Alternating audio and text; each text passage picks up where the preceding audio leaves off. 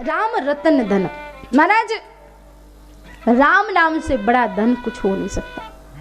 भोलेनाथ जी महाराज कहते हैं कि चोर चोर चोर, तो वेद व्यास जी कहते हैं आपके पास जो धन है उसको तो कोई चुरा ही नहीं सकता। किस धन की बात कर रहे हैं आप? राम नाम के धन को कौन चुराएगा?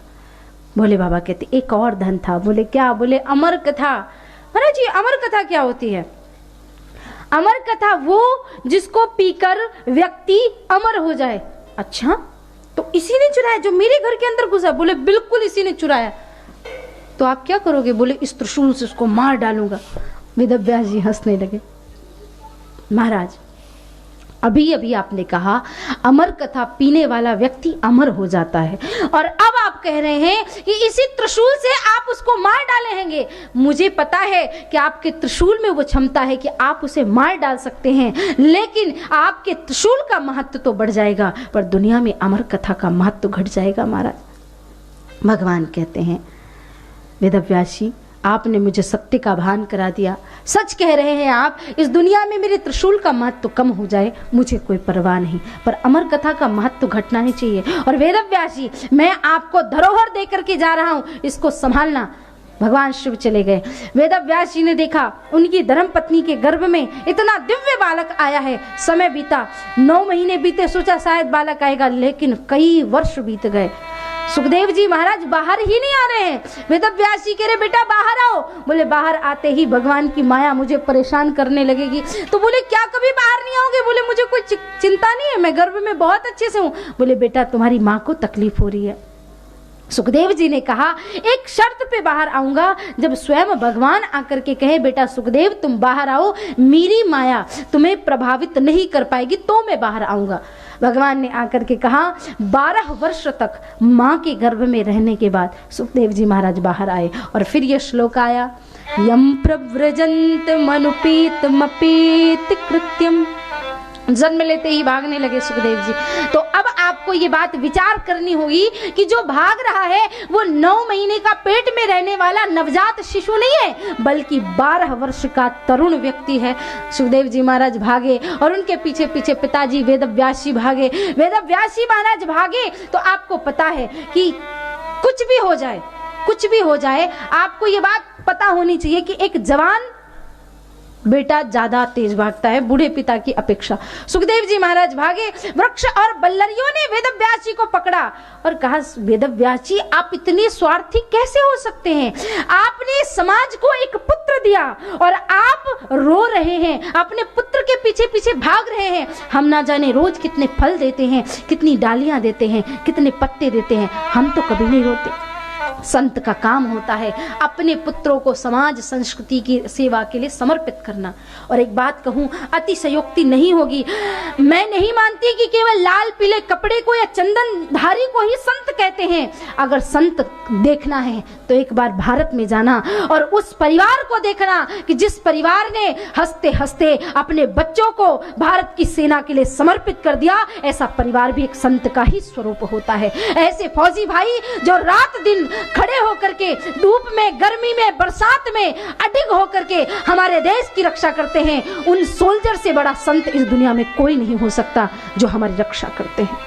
हम अपने घर में चैन की नींद लेते हैं, हम चैन से सुरक्षित रहते हैं, और वहां कश्मीर की केसर की क्यारियों में अभी तो भगवान की कृपा है कि आज धारा 370 हटने के बाद हर एक व्यक्ति प्रसन्न है, मुस्कुरा रहा है, खुश है। लेकिन एक समय स्थिति ऐसी भी थी कि हमारे फौजी भाइयों के ऊपर पत्थर बरसाए जाते थे, हमारे फौजियों का गला काट के ले जाया जाता था। कितनी तकलीफ, कितनी पीड़ा सहकर भी उन्होंने कभी देश के साथ बेईमानी नहीं की, सदैव देश से प्रेम किया, देश की रक्षा के लिए तत्पर रहे। और मैं इस मंच से नमन करती हूँ, उन शहीदों से बड़ा, उन फौजी भाइयों से बड़ा संत इस दुनिया में कोई नहीं हो सकता। आज एक एक व्यक्ति, जब हम भारत में किसी शहीद के परिवार से मिलते हैं बड़ा दुख होता है, बहुत रोना आता है, लेकिन उन लोगों को देख करके हृदय गर्व से चौड़ा हो जाता है कि धन्य हो ऐसे महावीर, धन्य है ऐसे। भगत सिंह फांसी के फंदे पे झूल रहे थे, माता विद्यावती की आंखों में आंसू आए, विद्यावती रोने लगी। एक माता कहती है, माँ तू शहीद की माँ हो के रोती है, अच्छा नहीं लगता? शहीद की मां होकर के आंसू मत बहा। विद्यावती ने कहा, अरे पगली, मैं इसलिए नहीं रो रही हूँ कि मेरा बेटा शहीद हो रहा है, मैं तो इसलिए रो रही हूँ काश भगवान ने मुझे एक और भगत सिंह दिया होता और मैं उसको भी भारत देश के लिए निछावर कर देती। ये भारत की परंपरा, ये भारत की माताएं हैं, ये भारत का इतिहास है। यहाँ पर तो गुरु गोविंद सिंह के 5 साल और 7 साल के बच्चे गुरु गोविंद सिंह के पुत्र जोरावर सिंह और फतेह सिंह हंसते हंसते फांसी दीवारों पे चुनवाए दिए जाते हैं। कहता है औरंगजेब की हमारा मजहब स्वीकार कर लो, नहीं तो दीवारों पे चुनवा देंगे। उन्होंने कहा, हमारे पिता ने कहा है, 1.25 लाख ते एक लड़ाऊं ते गुरु गोविंद सिंह नाम कहाऊं। हम एक व्यक्ति ही काफी होते हैं, हजारों लाखों के बराबर होते हैं। छोटा भाई दीवार पे चिनवा दिया गया, बड़े भाई की आंखों में आंसू। कहा कि अभी भी वक्त है तुम्हारे पास, अगर तुम मजहब हमारा स्वीकार कर लोगे तो तुम्हें दीवार में नहीं चुनवाया जाएगा। तुम्हें रोना आ रहा है, मुझे पता है। बड़े भाई ने कहा, मुझे इसलिए रोना नहीं आ रहा है कि मैं दीवार पे चुनवाया जा रहा हूँ, मुझे इसलिए रोना आ रहा है कि भारत में जन्म पहले मैंने लिया, भारत का अन्न पहले मैंने खाया, पर देश के लिए शहीद पहले मेरा छोटा भाई हुआ। मुझे ये सौभाग्य क्यों नहीं मिला, इसलिए मुझे रोना आ रहा है। ये प्रेम है, ये देशभक्ति की भावना। मैंने देखा है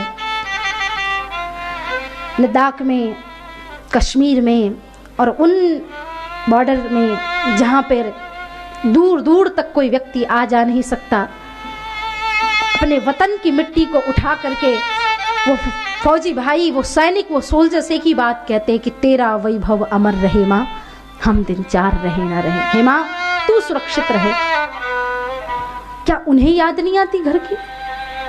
क्या उन्हें अपने देश से, अपने घर से प्रेम नहीं? ऐसे ऐसे व्यक्ति शहीद हो जाते हैं जिनके 3-3 महीने के बच्चे होते हैं। अभी मध्य प्रदेश में एक भाई छुट्टियों पे आए थे। घर वालों ने सोचा छुट्टियों में आया है, साल भर में छुट्टियां मिलती हैं इसको, एक काम करते, कोई अच्छी सी लड़की देख के इसकी शादी करा देते, शायद विवाह हो जाएगा तो पत्नी से प्रेम होगा तो जल्दी जल्दी शायद वापस आए। पर आनन फानन में 1 हफ्ते में ही उनकी शादी करा दी। शादी के दूसरे दिन ही वो वहां से चला गया और उसके 15 दिन बाद एक युद्ध में वो शहीद हो गया। महाराज, 15 दिन की उसकी पत्नी क्या बीतती होगी उनके परिवारों में, जो इतना प्रेम करते हैं अपने घर वालों से। और वहीं पर रह करके, हम घर पे हैं, इंटरनेट चलाते हैं, व्हाट्सएप चलाते हैं, उनको तो फ़ोन कॉल्स भी 4-4, 5-5 दिन, कभी नेटवर्क मिले ना मिले, कभी कभी तो किसी फौजी भाई का शरीर ही, मृत शरीर कई दिनों बाद मिलता है। दुख है, तकलीफ है उस देश के लिए, उस देश में जीने वालों के लिए। उनसे बड़ा संत कौन होगा जो उन हवाओं को महसूस करके, उन फिजाओं को महसूस करके, इस मिट्टी को महसूस करके प्रणाम करके कहते हैं,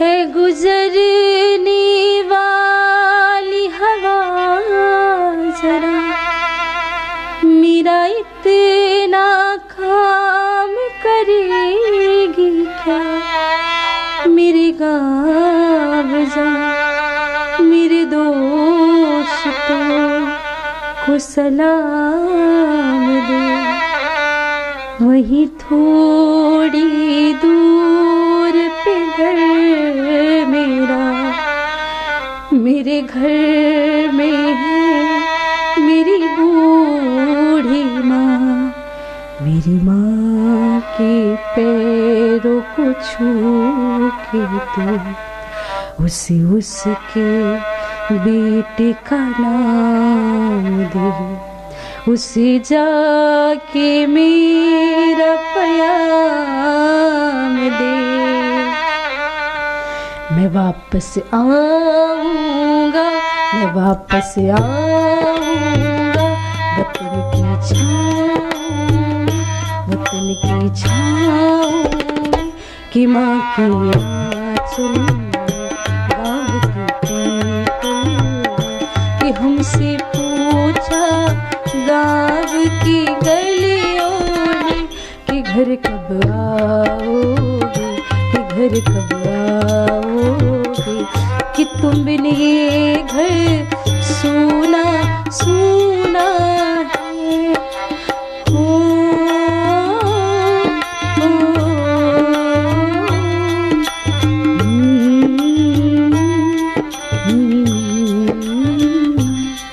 भारत को इतना बांट दिया, जाति ने बाती ने, हमें दिखाई नहीं देता। हम कहते देश पे मरने का टीका केवल शहीदों ने ले रखा है, फौजी भाइयों ने ले रखा है, हमारा कोई कर्तव्य नहीं बनता देश के प्रति। जब देश में युद्ध चल रहे थे किसी ने ये नहीं पूछा आप गुजराती हैं, आप मराठी हैं, आप मारवाड़ी हैं, आप पंजाबी हैं, आप कौन हैं, किसी ने ये नहीं पूछा। जब देश के लिए लड़ने का समय आया तो सब एक साथ थे। कोई सिख, कोई जाट मराठा, कोई गुरखा, कोई मद्रासी, सरहद पर मरने वाला, सरहद पे मरने वाला हर वीर था भारतवासी। जो खून गिरा पर्वत पे वो खून था हिंदुस्तानी। जो शहीद हुए हैं उनकी जरा याद करो